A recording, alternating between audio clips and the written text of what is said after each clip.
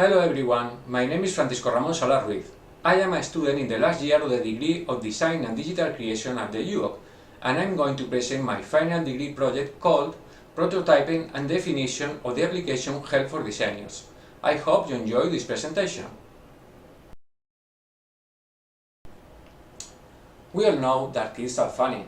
However, older people are also funny, and they are very interesting due to the experience they have lived throughout their lives. For many years, I have been lucky enough to live daily with my wife's parents, who are two wonderful people. The cycle of life is cruel, and I can see how the passing of the years deteriorates their physical and cognitive abilities. Many daily actions that we consider trivial are not so easy for older people to carry out, and for me, it's very satisfying to see how the little help that my wife and I provide makes life easy for them. Since I was in the second year of my degree, I knew what the theme of my project was going to be, but I wasn't sure how to develop it. At the beginning of the fifth semester, I had an idea: the development of an application for smartphones so that these older people can receive help from younger people to carry out this small daily task. It's very important that we don't see other people as useless or stupid. These people don't expect us to do things for them, since they want to continue acting for themselves and be useful to society. We can just make life easier for those people with a little help. Starting my project was this part because I knew who my target audience was and what the main objectives of my project were: to develop a simple and useful application adapted to the special needs of the elderly. The design method chosen has been the user-centered design, and I have used the interaction notebook written by Rosa Job as a work base, which is the main resource of the interaction design subject. The most difficult challenge that my project had to face was the design of the screen where the elderly make their request for help. So before continuing my project, I made several prototypes of that screen using Adobe XD, until I came up with a similar solution to the final version you have on screen. Thanks to the fact that the main problem was solved and the perfect planning of time and tasks carried out using the Trello tool, I have not to make any important change in the concept of my project, except for some small adjustment in the deadlines of the different tasks. In the first research phase, after defining the research question, I used quantitative and qualitative techniques to obtain information to answer the research question. There are two different user profiles: those who offer help and those who request help, and I also discovered that there aren't products similar to mine on the market. Next, I created an affinity map to identify significant patterns, and the concept map to extract relevant ideas. One of the most relevant conclusions is that the physical and cognitive capacities of the users are not the same, so it's necessary to ensure that the design of the application is capable of satisfying the objectives of all users. In the second phase of definition, the objective is to obtain a model from the users to know the requirements and the scope of the project. After proceeding to the modeling of the people and the scenarios, I established the interaction between the people and my product, defining the user journeys. All this work allows me to define the user objectives: what they want to feel, what they want to get, and why. And finally, I can define the scope of my project and its requirements. In the third phase of generation, I have to make all the ideas converge, and it is quite complex.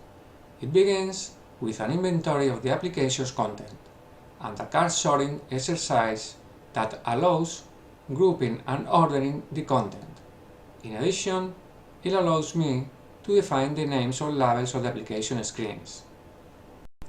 From here, my work begins to give its first results, and I elaborate the content tree and analyze the information flows.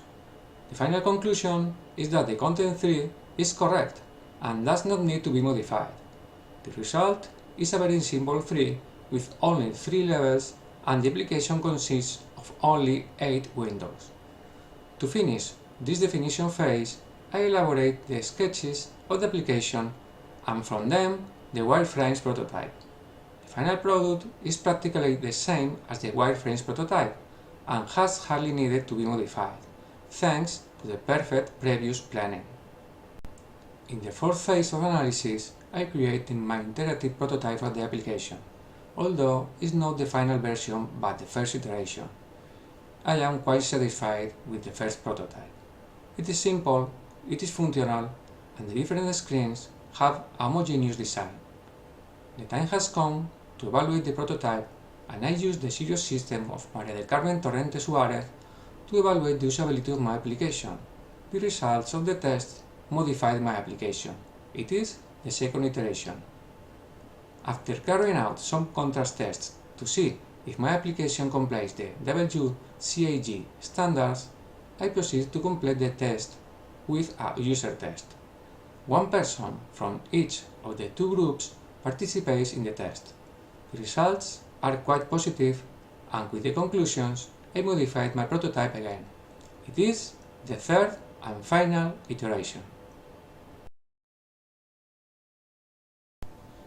During the development of the project, I have made many decisions conditioned by the physical and cognitive abilities of the elderly, but without a doubt the most complicated was, as I already said, the development of the screen to insert the request for help. Selecting the options through successive windows was not suitable, and I decided on the drop-down menus. This way, we always have the options that we are selecting in view, and we don't have to go back to a previous window to change the selected options. The color palette was my second problem. From the beginning, I ruled it out using the typical combination of green and red colors to accept or cancel options. I think it's incredible that this combination was used in traffic lights around the world.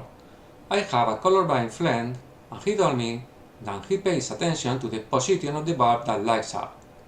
Since the color blue is the color best perceived by most of the population, including the elderly, from it I looked for a color to complement it. Magenta is perfectly perceived by these people, and that's why I chose it. Analogous color palettes are easy on the eye and they convey tranquility.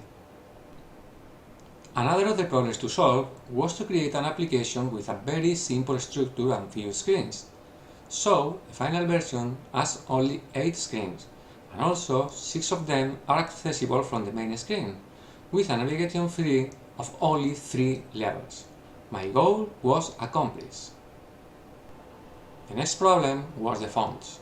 After researching the subject, I decided that the reasons why Microsoft had decided to use the COE UI font in the operating systems were the correct ones, and I chose it for my project. Also, I use only this font to simplify the visualization, and I always use large fonts. Another important point of my project is that I try to make all the visual elements large, as we can see by looking at the size of the icons and buttons. Another important decision was the help offered to users. To make it easier, I placed them all on a single screen. They are made up of visual and sound aids, and in addition to some very easy to use help topics, since they are accessed from a drop-down menu which allows us to access a help window for each application screen. This help is composed of a simple text of no more than 2 short paragraphs. Another problem to solve was the number of confirmation messages to show. The decision was to show the minimum amount possible and only in place where the decision was irreversible, such as eliminating a task. On the other hand, it is important to collect information about the use of the application in order to improve it. So the application provides us with information through 3 channels. 1. The contact form. 2. The reviews. And 3. The additional data film on the screen I need help. This last information is very important, since it will allow us to improve the options of the help request system, since through it we obtain information about the deficiencies of the system. Another major problem was getting people motivated, especially those offering help to use the application. From there came the idea of creating a ranking to foster the competitive spirit of people. In addition, the application shows various gratitude messages constantly. One last detail, but not less important, is the request for data from users, an aspect that can discourage users from using the application. For this reason, on the welcome screen, I explain the need to request some minimal information: the username to create a unique user ID and the phone number to be able to send messages to users.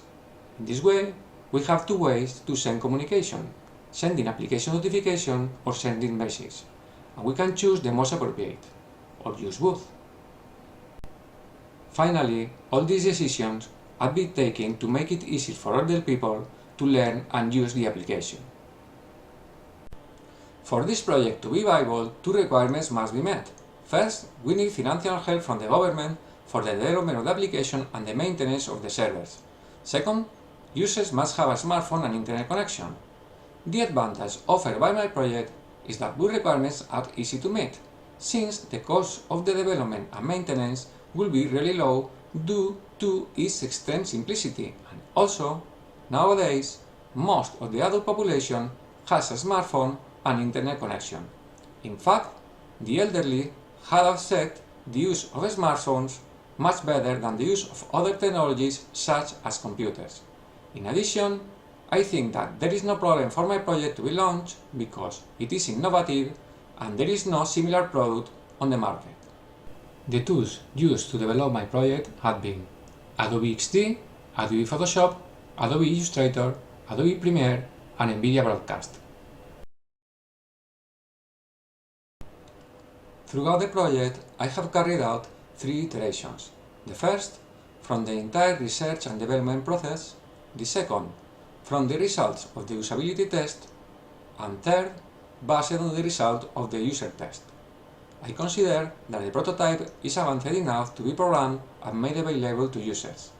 From the launch, we can carry out new iterations or improvements thanks to the information provided by the application, as I already said, especially with regard to improving or completing the list of options offered by the drop-down menu to request help. Starting from the fact that I think that all the subjects on my degree have contributed something to my project, to their content, or because they have helped me to learn the use of the Adobe Creative Cloud Suite, the subjects that have contributed the most to my project have been design interaction, human-centered design, and interface design. However, there is one subject of the degree that has transformed my personality and my way of seeing the world and people. This is ethics and sustainability in design. I consider that this is the most important subject of the degree, and that it deserves to be part of the basic education of all people at the school. It is, without a doubt, the subject with the most influence on my final project and my life. The most important lesson I have learned is that we design for and by the people. We must attend to their needs and respect their diversity, always keeping in mind that our present action as designers do not compromise the well-being of future generations. To conclude, I would like to condemn the situation of abandonment, defenselessness, or mistreatment that many older people receive from their families or the people who care for them. I feel shame by the image that appear on television of abuse of elderly in residence, and I am especially ashamed as a Spaniard that we don't have a network of public and free, or at least affordable, residence, so that older people can live their last years of life with dignity. Thank you very much.